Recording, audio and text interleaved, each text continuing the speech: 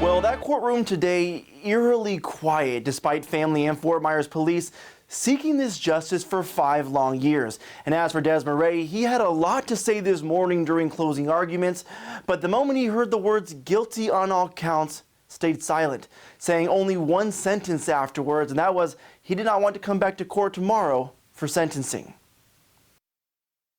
To the defendant in this case, count 1, first-degree murder. The defendant is guilty of first-degree murder. The weight of a guilty on all charges verdict in the shooting death of Officer Adam Jobbers Miller left Wisner Desmaret hanging his head in a silent courtroom. Outside, Desmaret's standby attorney Lee Hollander did talk about the man who chose to represent himself in his own capital murder case. He asked for advice.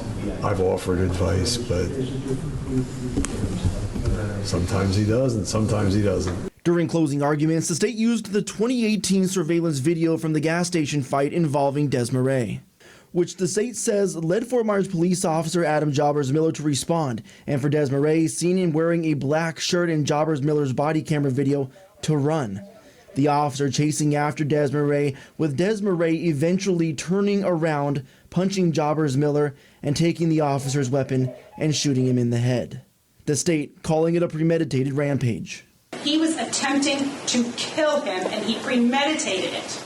Desmaret points the jury back to the moment before the chase, where he said he feared for his own life.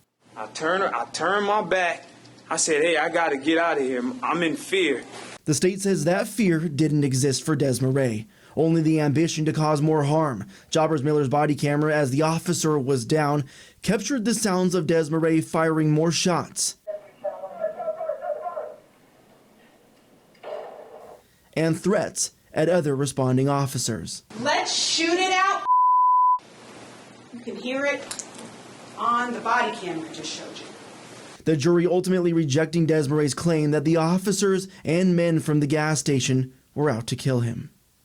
Neither Desmaret's family, the Fort Myers Police Department, or state prosecutors made comments today. I'm told we might not hear from them until after Desmaret's sentencing. That begins tomorrow, where that same jury that convicted Desmaret today will now determine if they recommend death or not. Typically during this phase, we will also hear from victim impact statements as well. Of course, Fox 4 will continue to follow through for you.